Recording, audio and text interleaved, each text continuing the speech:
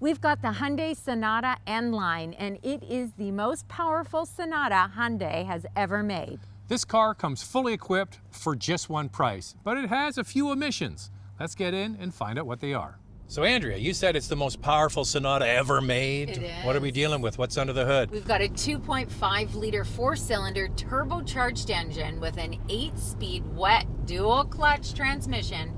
It has 290 horsepower and 311 pound-feet of torque.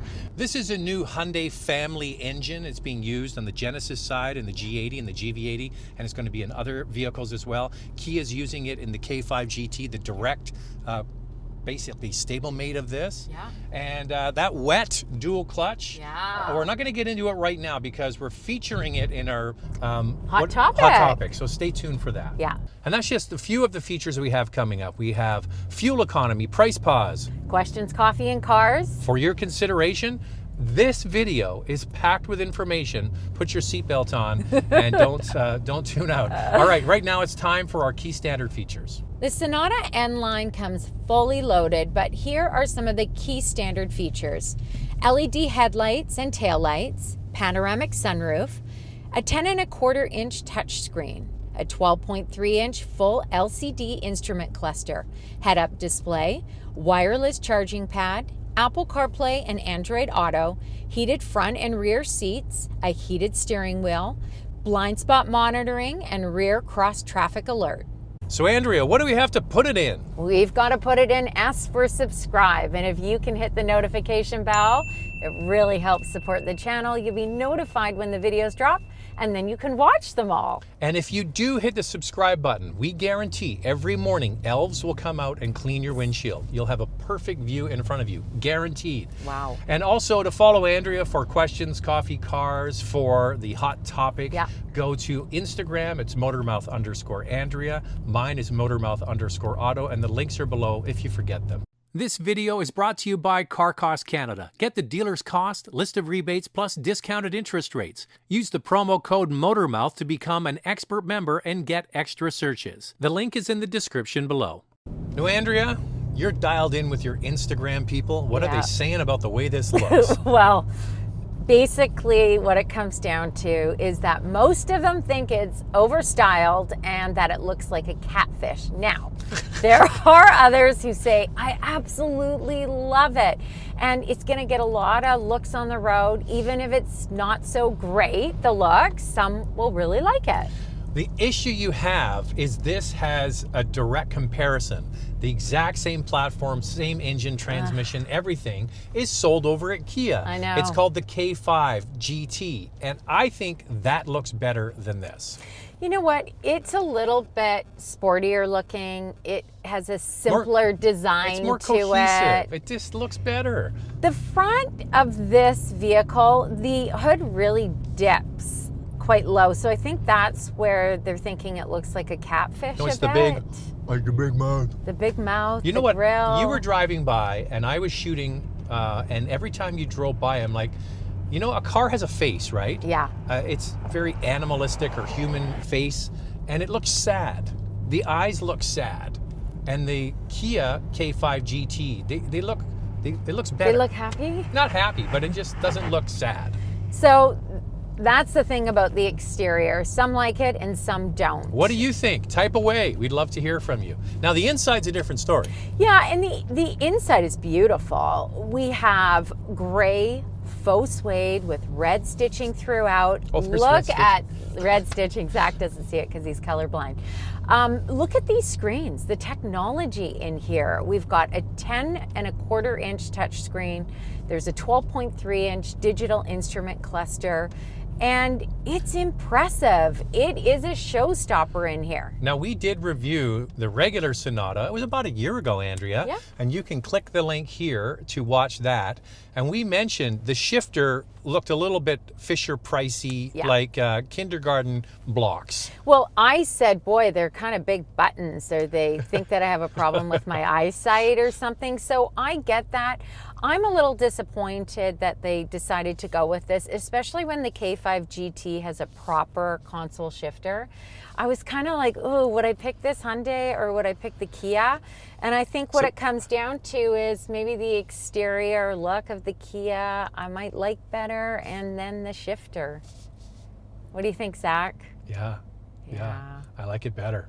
It also comes with this great moonroof. We've got just a ton of standard features. It's loaded. Heated front seats, heated steering wheel, heated rear seats. All for one price. That's what they did. They fully loaded this car, all for one price. Now, there is another difference with the Kia K5 GT. It has full leather. Yes. This has the faux suede and the leather. Which do you like? I like this better. I don't know, it's just got a softer feel to it.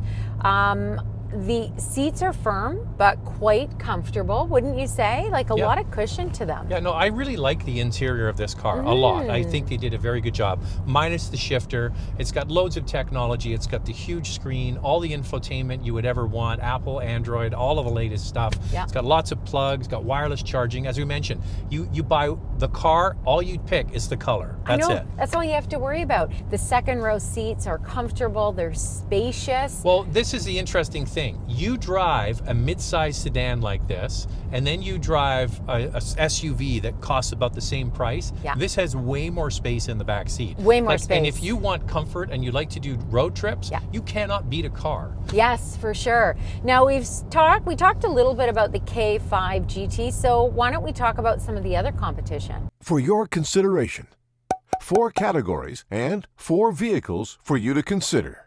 So the best-selling midsize car is the Toyota Camry. It's available with a 3.5-liter V6 and an 8-speed automatic transmission. The higher horsepower V6 has 301 horsepower and 267 pound-feet of torque. The cheapest is the TRD Camry. It starts at $36,500. Another bestseller is the Honda Accord. It is available with a 2-liter turbocharged 4-cylinder engine with a 10-speed automatic transmission. 252 horsepower and 273 pound-feet of torque. Our third category is the Korean cousin. It's the Kia K5 GT. It has the same platform and same engine as the Sonata N-Line.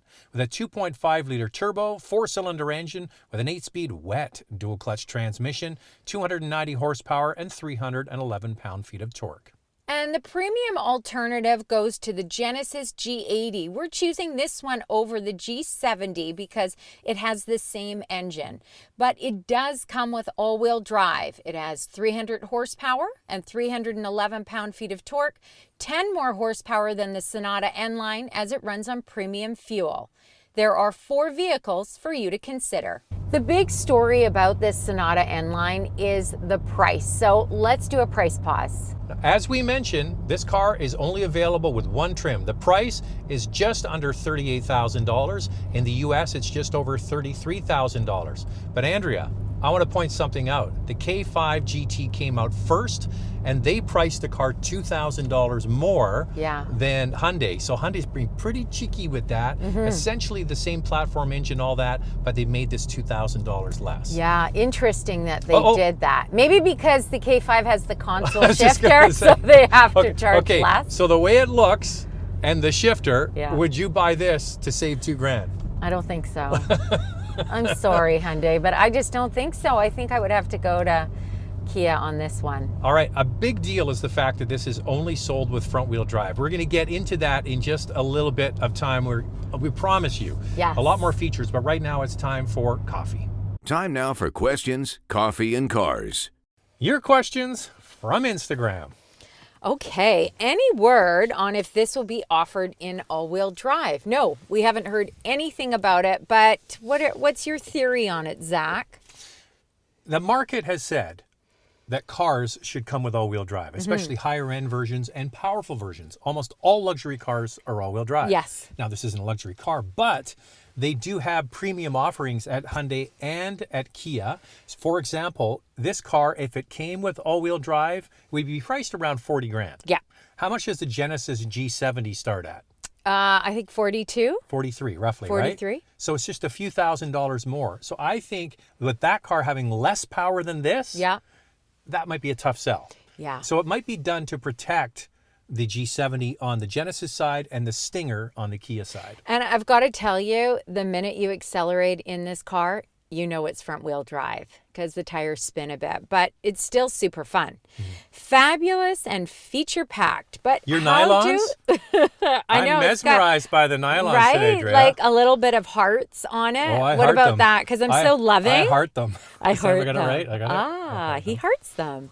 Okay, let's get to it. Fabulous. Sorry, I was distracted over there. Okay. I'll look this way. Look that way. Fabulous and feature packed. But how do I get over the stigma of it's a Hyundai? I live in California, so it's not a big deal. Jealous of California. Ask the question from someone living in the middle of the U.S. Well, ironically, the Sonata is actually made in Montgomery, Alabama. The people that work at that factory, they got no problem with Hyundai. No, they're like, yes, I've got a job and probably doing well for themselves. And then the Sorento and the Santa Fe are built in Georgia. Yeah. So there's some good jobs there. So I would think that Americans would be pretty happy with Hyundai. Well, you know what? Toyota went through the same thing, and Honda went through the same thing. They built manufacturing plants in Canada and the United States. Yeah. And what did Toyota do? They did the most American thing they could do. They joined NASCAR.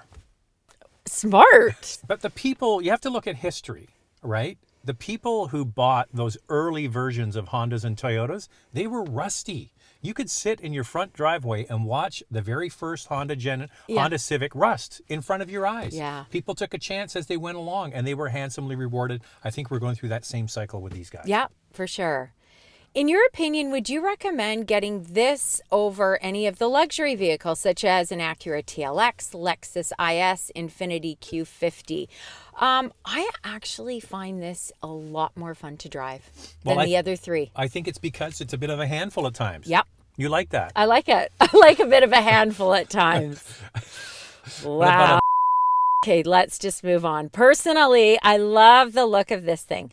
I find the polarizing nature of it a plus. People notice either way, which is true.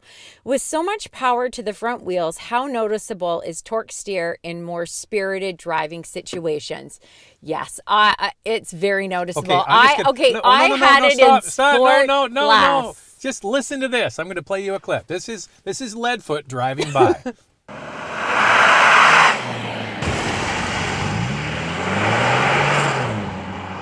So, in my defense, I had it in Sport Plus because it is so fun. And yes, the wheels were spinning, but look how exciting it was. So Sport Plus turns off the traction control. That's what Leadfoot over there was doing.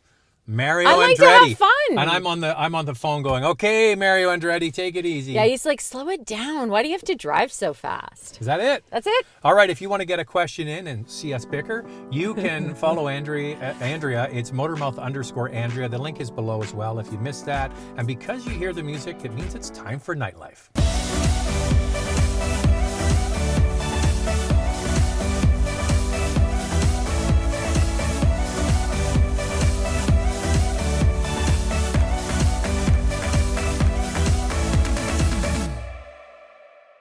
Okay, Mario Andretti. You know I met Mario Andretti. Did you? Yeah, nice man. Very nice man. Are you ready? I think he told me that. Okay, I'm going to do my best Andretti. Here we go. Here we go. Can you hear the tires? Oh, that was a big cloud of smoke. Oops. Yeah, these are winter tires, and we're leaving a little rubber down. Yeah. Because this is a front-wheel drive car.